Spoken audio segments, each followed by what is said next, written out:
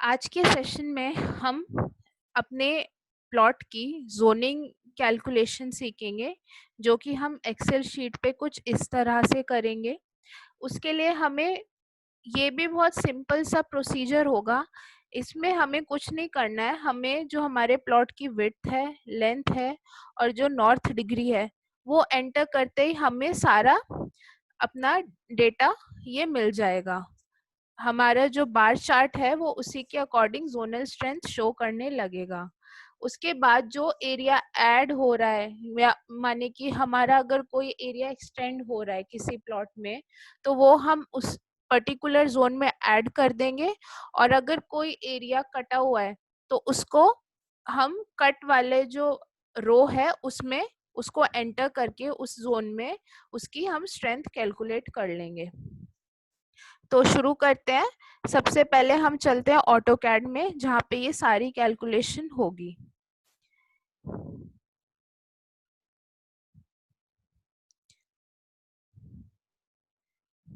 ये रही हमारी ऑटोकैड फाइल, हमने जो लास्ट सेशन में डिस्कस की थी। अब इसमें एक छोटा सा चेंज मैंने किया है। वो चेंज ये है कि एक्सटेंडेड एरिया की कैलकुलेशन हम सीखने के लिए मैंने एक इसमें बालकनी बना दिया है, जो कि पूरे इस जोनल से थोड़ी एक्सटेंड हुई है। तो इससे हम जोनल स्ट्रेंथ एक्सटेंडेड एरिया की भी कैलकुलेट कर पाएंगे, और जो कटा हुआ एरिया, जो कि ये ओपन एरिया है और ये पोर्च वाला एरिया है, इसको हम ओपन एरिया में कैसे उसको काट सकते हैं हम वो भी जान पाएंगे। तो इसके लिए मैं फिर से इसको मूव करती हूँ।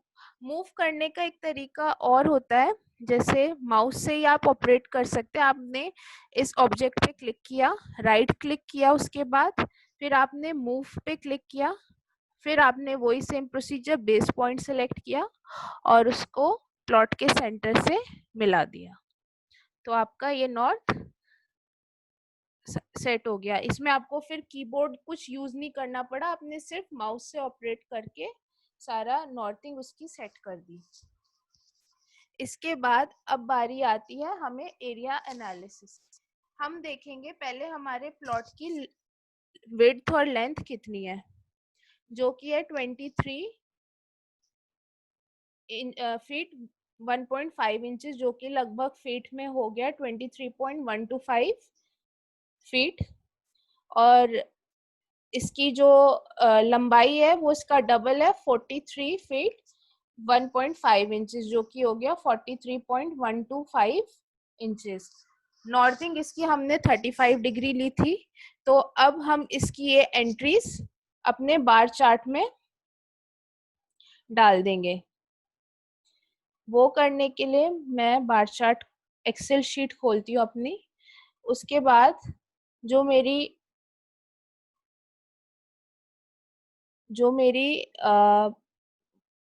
एंट्रीज थी मैं वो डालती हूँ।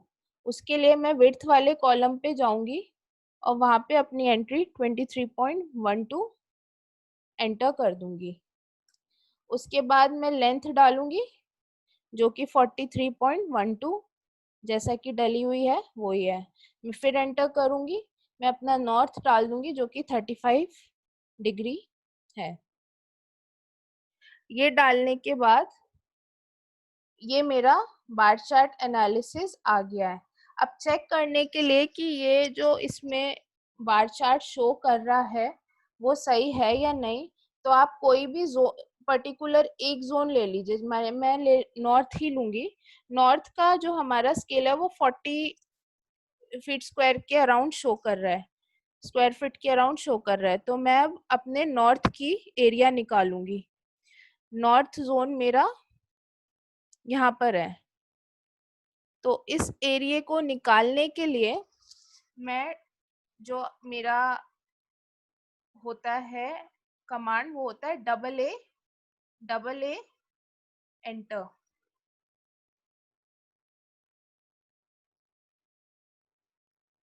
फिर से बताती हूँ, ये नॉर्थ जोन का हमें एरिया निकालना होगा। एरिया क्रॉस चेक करने के लिए तो एरिया की जो कमांड होती है वो होती है double A enter. Double A enter करने के बाद आपको पॉइंट सेलेक्ट करने होते हैं। तो पहला पॉइंट हम सेंटर लेंगे। सेंटर से लेने के बाद जो हमारा रेक्टेंगल, जो हमारे प्लॉट का रेक्टेंगल था, उससे अंदर अंदर वाला एरिया हम, और जो नॉर्थ जोन में आ रहा होगा इतना हम ट्रायंगल सेलेक्ट करेंगे। ये कुछ इस तरह से आपका एरिया आप कैलकुलेट करेंगे। हम बालकनी इसमें नहीं ले रहे क्योंकि वो एक्सटेंडेड एरिया है। तो इतना लेने के बाद हम एंटर प्रेस कर देंगे। तो आप देख सकते हैं जो मेरा एरिया आ रहा है 40.41 स्क्वायर फीट आ रहा है, जो कि सेम है, एग्जैक्टली सेम है। पॉइंट का थोड़ा बहुत इशू हो सकता है, बट वो कोई इतना बड़ा मतलब कंसर्न वाला इशू नहीं है। आप देख सकते हैं कि जो मेरा एरिया है वो 40 से मैच हो रहा है, तो मतलब ये एनालिसिस ठीक है। इसके बाद बारी आती है कट जोन और एड जोन को प्रेफर करने की। तो उसके लिए सबसे पहले मैं कट जोन देखूंगी मेरे कौन से जोन में आ रहे हैं। तो उसके लिए मैं फिर से आपके लिए कैड फाइल खोलती हूँ। कैड फाइल खोलने के बाद अब मैं इसमें जो मेरा पीछे कट जोन वाला एरिया है, जो कि ये है, सबसे पहले मैं एन डब्ल्यू, हमारा जो पीछे वाला कट एरिया आ रहा है वो डब्ल्यू एन डब्ल्यू और एन डब्ल्यू में आ रहा है। तो सबसे पहले हम टोटल एन डब्ल्यू का एरिया निकालेंगे, एन डब्ल्यू और डब्ल्यू एन डब्ल्यू का, तो चेक करने के लिए। तो उसके लिए आप पहले सबसे, हम डबल ए कमांड से भी इस एरिया को कैलकुलेट कर सकते हैं, बट ताकि ज्यादा एक्यूरेसी हो उसके लिए सबसे पहले मैं पी एल, जो कि पॉलीलाइन की कमांड होती है, पी एल एंटर करूंगी। पी एल एंटर करने के बाद एक पॉलीलाइन का मतलब होता है आप जहां जहां पे भी क्लिक करते जाएंगे लाइन से पॉलीगन बनता जाएगा उस शेप का। तो ये करने के लिए मैं सेंटर पे मैंने क्लिक किया, पीएल एंटर करने के बाद फिर मैंने इसका जो एंड पॉइंट है उस पे क्लिक किया। अब यहाँ पे आर्क है, आर्क बनाने के लिए मैं नीचे आर्क पे क्लिक करूंगी। यहाँ आप देख सकते हैं नीचे आर्क का ऑप्शन आ रहा है, इस पे क्लिक करूंगी और फिर मैं इसको दूसरे पॉइंट से मिला दूंगी। ये करने के बाद फिर मैं वापस सेंटर पॉइंट पे आके स्केप कर दूंगी। अब ये जो आर्क है वो मेरे ओरिजिनल आर्क से मैच नहीं हो रहा है, तो मैं इसको ये इस पॉइंट से क्लिक करने के बाद इसको इसके उससे मिला दूंगी। मैं दोबारा शो करती हूँ आपको ताकि क्लियर हो जाए। P L enter, polyline enter करने के बाद मैं सेंटर पॉइंट सेलेक्ट करूंगी। उसके बाद मैं एन डब्ल्यू का जो एक लाइन है उसका एंड पॉइंट, और फिर मैं आर्क बनाने के लिए आर्क सेलेक्ट करूंगी और एन डब्ल्यू का जो दूसरा पॉइंट होगा उस पर क्लिक करूंगी। फिर मैं अपने लाइन को सीधा क्लिक करने के बाद लाते हुए उसको सेंटर पॉइंट से मिला दूंगी। और फिर अब आप देख रहे हैं ये लाइन नहीं खींच रही है क्योंकि मैंने आर्क सेलेक्ट किया था। आर्क से लाइन पे आने के लिए मैं फिर से लाइन पे क्लिक करूंगी तो मेरी लाइन बन जाएगी। अब मैं एस्केप प्रेस कर दूंगी, आप देखेंगे ये ऐसा कुछ बन गया।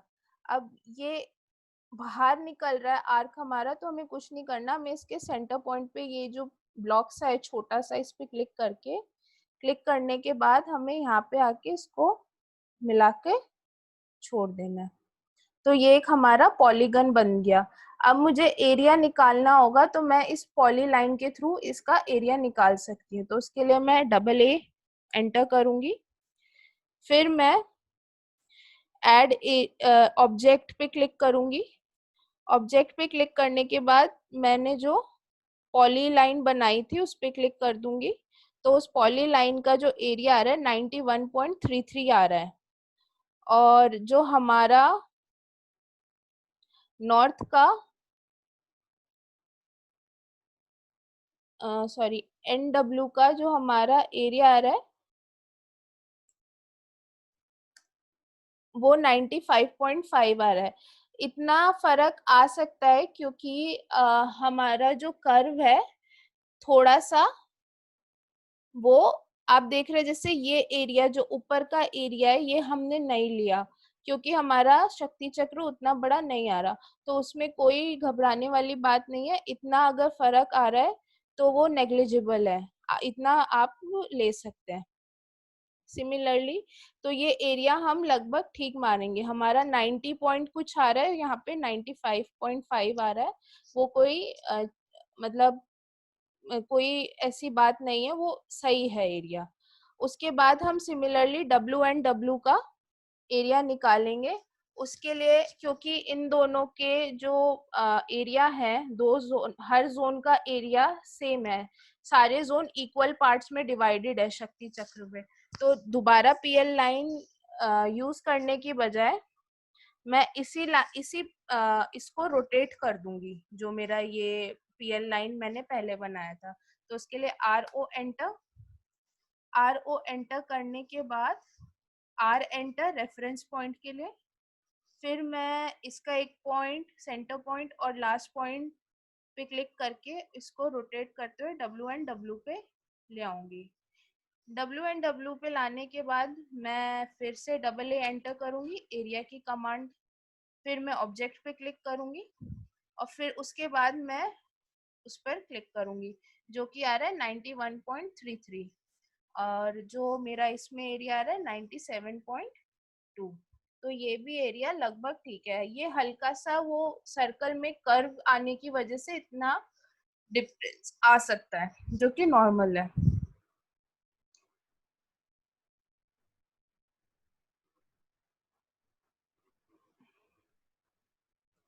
अब बारी आती है कट एरिया के एनालिसिस की। कट एरिया निकालने के लिए हम क्या करेंगे, हम पीएल कमांड यूज करेंगे फिर से। जो हमने पहली पीएल लाइन बनाई थी उसको हम डिलीट कर सकते हैं ताकि फर्दर कंफ्यूजन ना हो। चाहे आप कलर, अगर आपको कंफ्यूज कर रहा है तो आप कलर भी दूसरा ले सकते हैं। मैं मान लेती हूँ मैं ये कलर ले रही हूँ। अब मैं ग्रीन कलर, पीएल एंटर किया, आप किसी और लेयर पे जाके भी इसको कर सकते हैं। मैंने जितना एरिया कटा हुआ एन डब्ल्यू में आ रहा है उतना मैं पीएल से लाइन बनाते हुए उसको मिला दूंगी।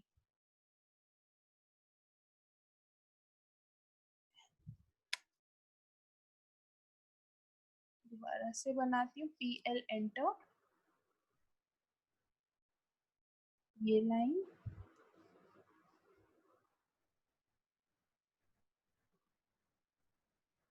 ये लाइन, और देख रहे हैं ये थोड़ा सा पोर्शन ऐसा है, ये लाइन, और फिर लास्ट में हमें क्लिक करते जाना है और अपना बॉक्स बनाते जाना है। इसमें बस इतना इसका जो थंब रूल होता है वो ये होता है पीएल लाइन का।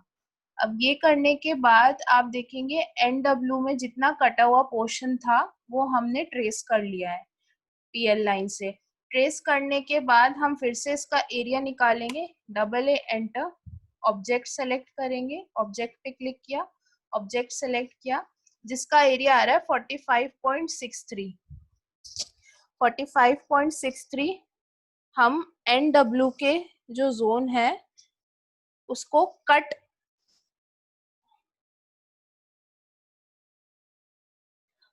जो हमारा एन डब्ल्यू का ये जोन है उसके कट वाले एरिया में हम इसको मेंशन कर देंगे, जो कि था 43.6।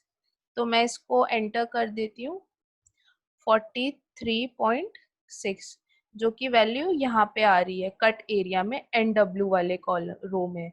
अब मैं एंटर प्रेस कर दूंगी तो आप देख रहे हैं मेरे एन डब्ल्यू की जोनल स्ट्रेंथ ऑटोमेटिकली कैलकुलेट हो गई है। Similar process W N W में रहेगा, तो उसके लिए मैं फिर से ऑटोकैड फाइल में जाऊंगी और फिर मैं पीएल कमांड फिर से यूज करूंगी। तो उसके लिए मैं एंटर करती हूँ पीएल एंटर। मैंने फिर से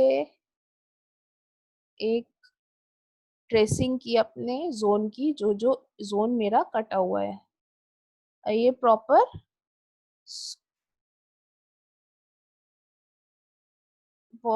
स्क्वायर या रेक्टेंगल है, ठीक है। अब मैं इसका फिर से डबल ए एंटर करूंगी, ऑब्जेक्ट पर क्लिक करूंगी और ऑब्जेक्ट सेलेक्ट कर लूंगी। उस ऑब्जेक्ट का एरिया आ रहा है 39.91, 39.91 एरिया आ रहा है। तो मैं इसमें कटा हुआ एरिया डाल दूंगी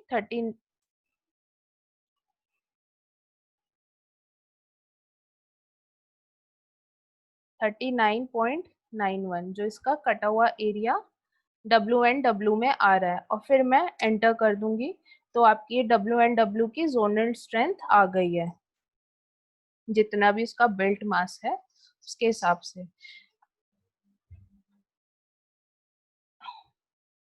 अब बारी आती है, अगर हमारा कोई एरिया एक्सटेंडेड है तो वो हम ऐड करेंगे। प्रोसीजर सिमिलर रहेगा, बस आपको जो एंट्री है वो एडिशन वाले एरिया में एंटर करनी होगी।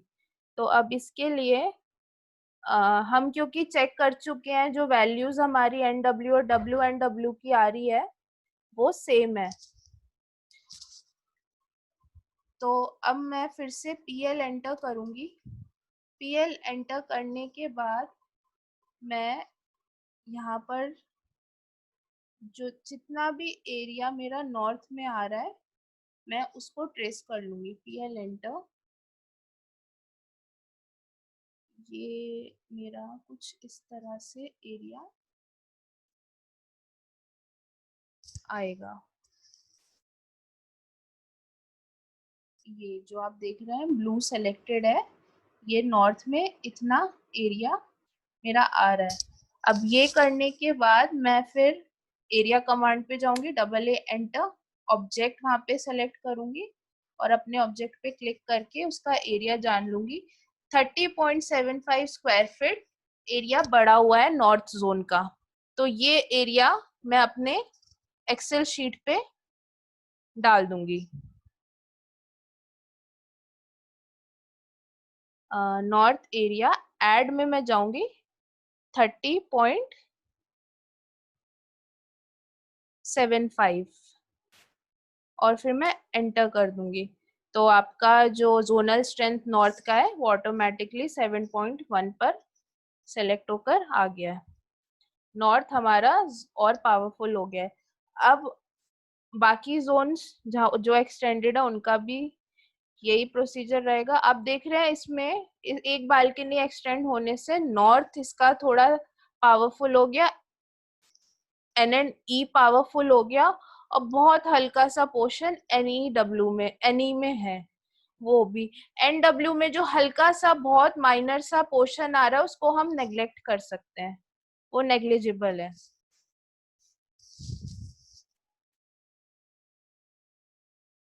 ये देख रहे हैं आप NNE में 3 जोन लगभग हमारे कवर हो रहे हैं, नॉर्थ, NNE और NE। जो थोड़ा सा चंक NNW में आ रहा है उसको हम अवॉइड कर देंगे। अब मैं फिर से PL कमांड यूज करूंगी, उसके बाद मैं फिर से लाइन ट्रेसिंग करूंगी। जो जो पोर्शन मेरे इस NNE जोन में आ रहा है मैं इसको ट्रेस करती जाऊंगी और स्केप कर दूंगी।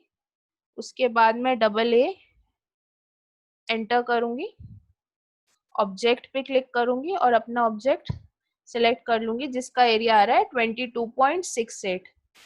तो ये एरिया मैं अपने एक्सेल शीट में एंटर कर दूंगी, 22.68 एंटर। हमने NNE भी कैलकुलेट कर लिया है। अब बारी आती है NE की। तो इसके लिए मैं ऑटोकैड फाइल खोलती हूँ और फिर से मैं PL एंटर करूंगी। जो थोड़ा सा चंक मेरा NE में आ रहा है उसको मैं इसमें ऐड कर देती हूँ और एस्केप दबा देती हूँ। अब मैं इसका एरिया निकालती हूँ डबल ए कमांड से। ऑब्जेक्ट पे क्लिक करती हूँ और ऑब्जेक्ट सेलेक्ट पे क्लिक करने के बाद 7.433 स्क्वायर फीट जो कि मेरा इस चंक का एरिया आ रहा है, मैं उसको एक्सेल में डालती हूँ।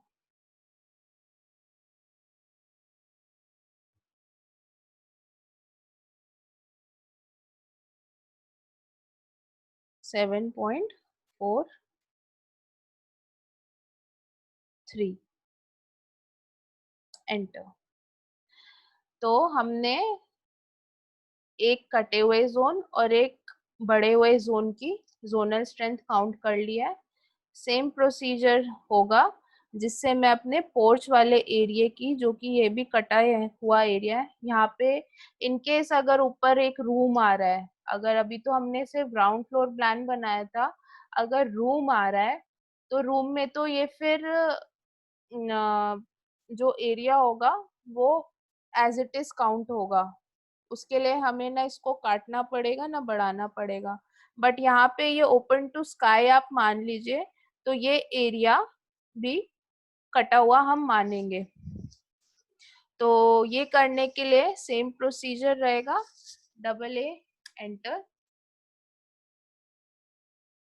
डबल ए एंटर करने के बाद sorry PL enter, polyline command आप यूज करेंगे और फिर आप ट्रेसिंग अपनी शुरू कर देंगे।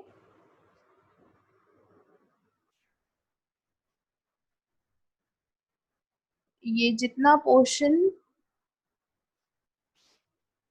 अगर आपसे कहीं पे पॉलीलाइन बनाते समय गलत पॉइंट सेलेक्ट हो गया है तो आप कंट्रोल जी से बैकवर्ड्स जा सकते हैं और फिर से वहीं से अपना पॉइंट जहाँ पे मतलब सही पॉइंट सेलेक्टेड है वहां से शुरू कर सकते हैं। आपको कमांड दोबारा देने की जरूरत नहीं पड़ेगी। अब यहाँ जो कि आर्क आ रहा है, ये मैं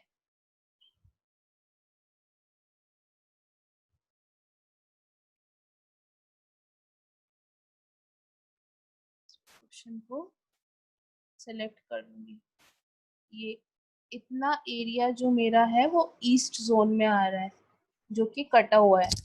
तो मैं अब फिर से इसका एरिया कैलकुलेट करती हूँ, डबल ए एंटर, ऑब्जेक्ट पे क्लिक करती हूँ और ऑब्जेक्ट पे क्लिक करने के बाद मैंने पीएल पे क्लिक किया तो एरिया आ रहा है 53.96।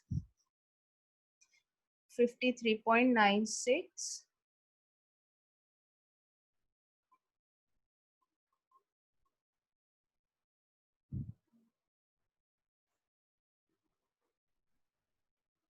ये जैसे आप देख सकते हैं ये एरिया मैंने पीएल लाइन से ट्रेस किया और ट्रेस करने के बाद डबल ए एंटर किया, फिर मैंने ऑब्जेक्ट से इसका एरिया निकाला 53.96 जो कि इसका एरिया आ रहा है। अब मैं फिर से इसको ईस्ट जोन में एडिट कर दूंगी। जो इसका ईस्ट जोन ये है, कट पोर्शन में मैं जाऊंगी 53.96 और एंटर कर दूंगी। तो ये ईस्ट जोन की जोनल स्ट्रेंथ आ गई। अब जो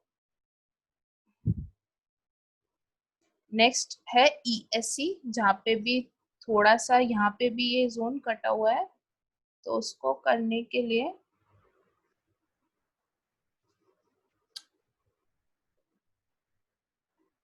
मैं फिर से पीएल एंटर करूंगी। पीएल एंटर करने के बाद मैं पॉइंट्स ट्रेस करूंगी जो भी मेरे ईएससी जोन में कटे हुए आ रहे हैं।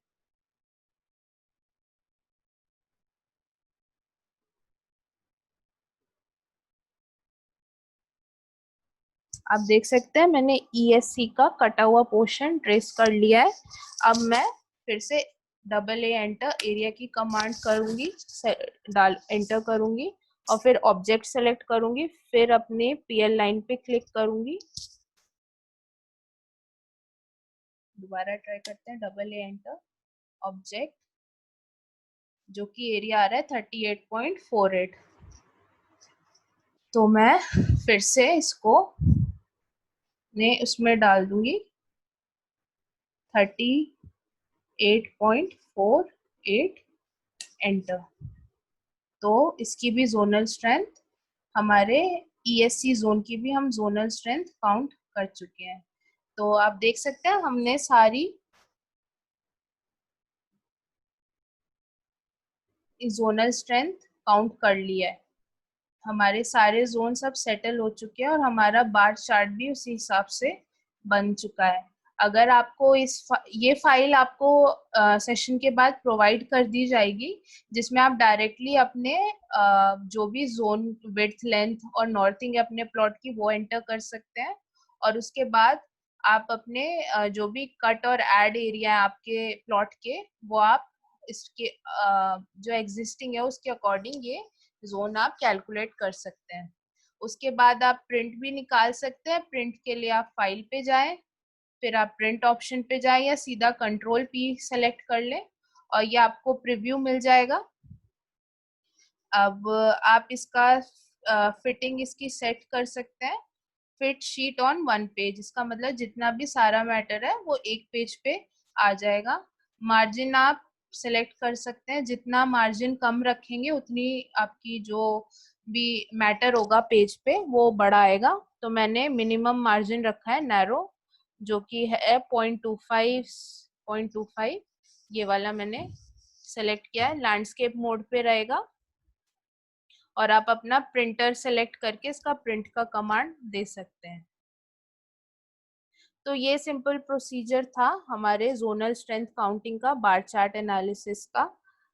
उसके बाद हम नेक्स्ट टॉपिक की बारी आती है, जो कि है इनकेस हमें कहीं पे शैम्फर्ड कॉर्नर्स मिल रहे हैं रूम के या बालकनी के, या राउंडेड कॉर्नर्स मिल रहे हैं, तो हम वो कैसे ड्राफ्ट करेंगे।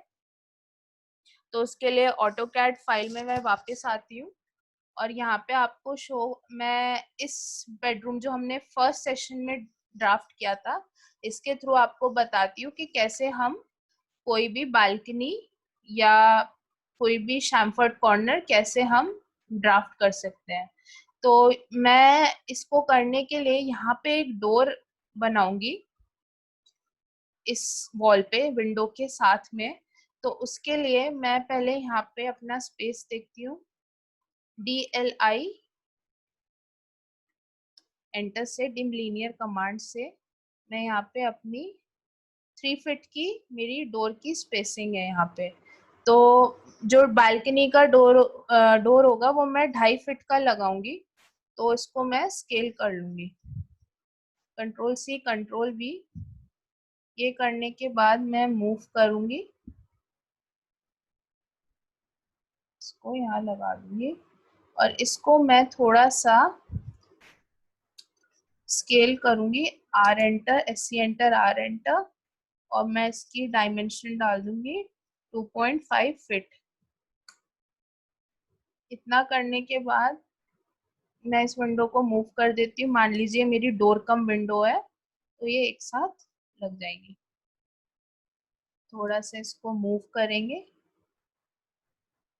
अब हम अपनी इस वॉल को एक्सटेंड कर देंगे और जो अनवांटेड हमारा सेक्शन है वॉल का उसको हम एडिट कर देंगे, ट्रिम कर देंगे। अब बारी आती है यहाँ पे बालकनी बनाने की। मान लीजिए मेरी बालकनी 4 फीट वाइड है। मैं लेयर सेलेक्ट कर लेती हूँ, L एंटर। मैंने अपनी डायमेंशन डाल दी 4 फीट और एक लाइन बना ली और फिर मैंने एक डायमेंशन डाली 10 फीट जो कि मेरे रूम की लेंथ है। फिर एंटर किया, कंट्रोल सॉरी, अब तो रूम की लेंथ बढ़ गई है क्योंकि हमने एक थोड़ा डोर लगाया है यहाँ पे। तो हम एस्केप कर देंगे और हम यहाँ से दूसरी लाइन बनाएंगे जो कि होगी 4 फीट। ठीक है, अब हम कोई लाइन ऐसे बनाएंगे।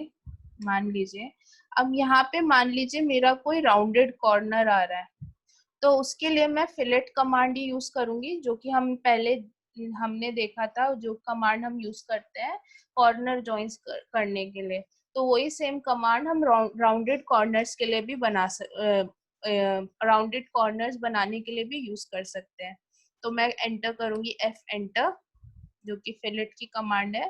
फिर मैं शिफ्ट प्रेस करके एक लाइन पर क्लिक करूंगी। फिर यहाँ नीचे रेडियस पूछ रहा है, तो मैं R एंटर करूंगी और मैं अपना रेडियस डाल देती हूँ 3 फीट। कुछ भी आप, जो भी आपका रेडियस हो आप वो डाल सकते हैं।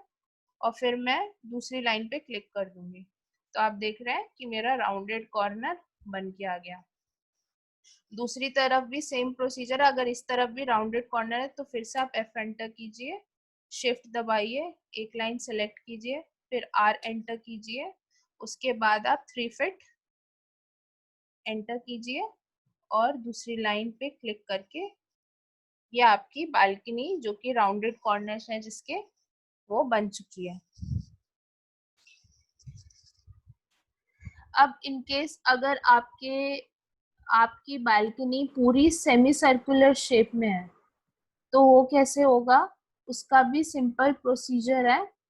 मैं इसको इरेज कर देती हूँ या इसको मूव कर देती हूँ अपने पार्ट को।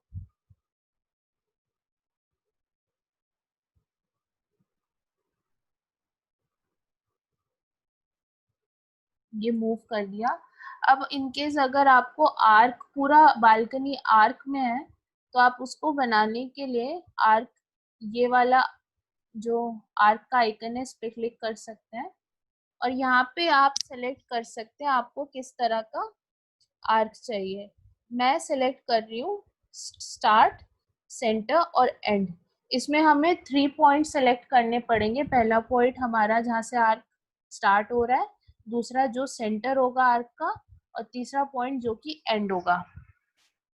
तो मैंने ये सिलेक्ट किया, इसके बाद मैंने स्टार्ट किया, फिर मेरा जो मिड पॉइंट होगा मान लीजिए ये, उसके बाद जो मेरा एंड पॉइंट होगा ये। अब आप देख रहे हैं आर्क इस तरह बन गया क्योंकि मिड पॉइंट इस लाइन का सेलेक्ट हो गया। तो कोई घबराने वाली बात नहीं है, हम एक एल लाइन बनाएंगे जो कि पूरे एंड टू एंड खिंची होगी। अब इसका मिड पॉइंट यहाँ से आप निकाल सकते हैं। तो फिर से मैं आर्क कमांड पे जाऊंगी, स्टार्ट करूंगी, फिर मैं मिड पॉइंट कलेक्ट करूंगी। ये आपकी सेमी सर्कुलर बेल, जो आपकी आर्क है वो बन चुकी है। इनकेस आपको इसको रिड्यूस करना है, तो आप सेंटर से, इस पे इसका सेंटर पॉइंट क्लिक करके आप इसको, जितना आपको ये बड़ा चाहिए एरिया या छोटा चाहिए, आप इसको मैनिपुलेट कर सकते हैं। और इनकेस आपको किसी आर्क का रेडियस पता है, जैसे अभी जो हमने इससे पहले आर्क बनाया था जो कि ये था, ये रेडियस के अकॉर्डिंग बना है, जो कि इसके सेंटर से था 5 फीट 9 इंचेस। ठीक है, अगर आपको